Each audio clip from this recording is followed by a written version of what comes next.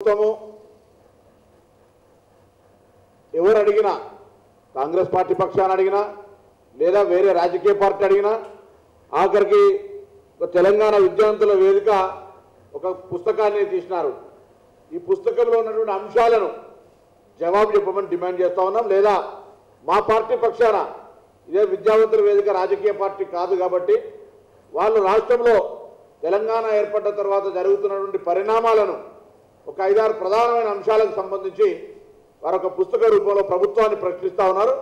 Congress party పక్షాన ఇదే విద్యావంతుల వేదిక రాసినటువంటి లేదా ప్రశ్నిస్తున్నటువంటి అంశాల మీద ఈ ప్రభుత్వం స్పందించాలని సందర్భంగా కోరుతా ఉన్నాం.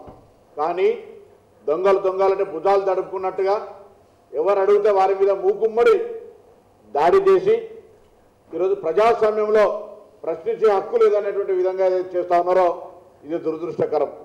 అదేవిధంగా ప్రభుత్వాన్ని అడుగుతా ఉన్నాం. ఈరోజు ముఖ్యంగా సమాజానికి పునాది అయినటువంటి విద్యా వ్యవస్థ ఈ 2 సంవత్సరాల్లో విద్యా వ్యవస్థ ఎటువంటి పరిస్థితుల్లో ఉందో ఒకసారి అంచనా వేసుకోమని ముఖ్యమంత్రి గారిని కోరుతా ఉన్నాం. 2 సంవత్సరాలుగా వైస్ ఛాన్సలర్ లేరు. ఫీ రియంబర్స్మెంట్ బకాయిలు ఉన్నాయి.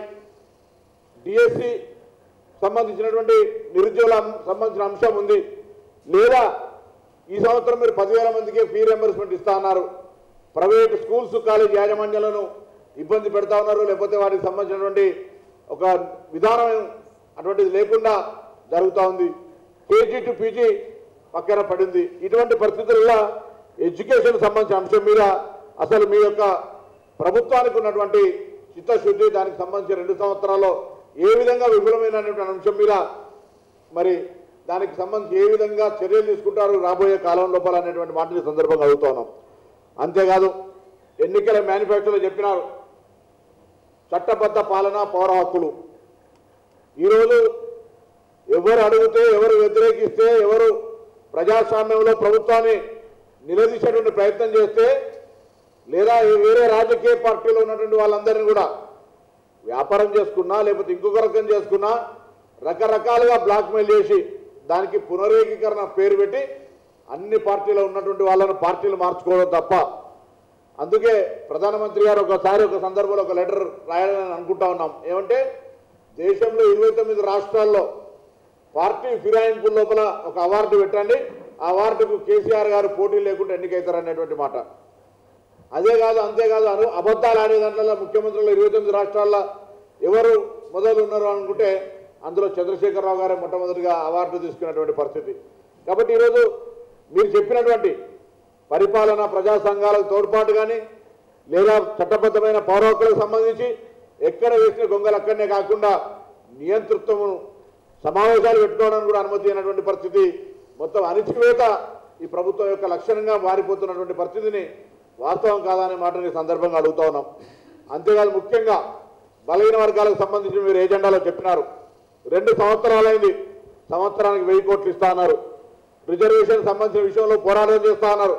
ఎడ్యుకేషన్ సిస్టంలో మెరుగైన సేవలు ఇస్తా ఉన్నారు. వీటన్నిటిని పక్కన పెట్టి మొత్తంగా బలహీన వర్గాలకు సంబంధించినటువంటి అంశాన్ని అణిచివేసేటువంటి ఒక ప్రయత్నం జరుగుతోంది ఈ ప్రభుత్వంలో. ఎడ్యుకేషన్ రంగం నుంచి మొదలుకుంటే ఉపాధి ఉద్యోగ అవకాశాల దాకా దీన్ని అణిచివేసేటువంటి ఒక కుట్ర జరుగుతూ ఉన్నది. అంతేకాదు ఎలక్ట్రిసిటీకి సంబంధించి ఎక్కడైనా కూడా ఏమైనా మాట్లాడితే కనురెప్ప పాటు విద్యుత్ పోకుండా నేను ముఖ్యమంత్రిగా నిరంతర విద్యుత్తుని ఇస్తానని అడుగుతా ఉన్నాడు. దీని ఒక చర్చ చేద్దామని చెప్తా ఉన్నాం. ఈరోజు ఈ తెలంగాణ రాష్ట్రం వచ్చిన తర్వాత ఎక్కడైనా ఒక యూనిట్ ఉత్పత్తి తెలంగాణ రాష్ట్రం చేసిందా అని అడుగుతా ఉన్నాం. ఒకవైపు వ్యవసాయం కుదేలైపోయి 4 సీజన్ల లోపల 2 రబీలు 2 ఖరీఫ్లు కూలిపోయి అసలు విద్యుత్ వాడకం లేని పరిస్థితులలో మరి ఆ వాడకాన్ని మిగులు విద్యుత్తు తీసుకొచ్చి నగరాల్లో ఇచ్చి దానికి పెద్ద గొప్పలు చెప్పుకున్నటువంటి పరిస్థితిని మరి అడిగితే ఆ రఘు అనేటువంటి వ్యక్తిని ట్రాన్స్ఫర్ చేయడమో వేధించడమో అనేటువంటి పరిస్థితి. నియంతృత్వం సంబంధించిన ఉదాహరణ చెప్తాను. అందుకే విద్యుత్ ఉత్పత్తి మీద వినియోగం మీద ఈరోజు ఉన్నటువంటి వాస్తవ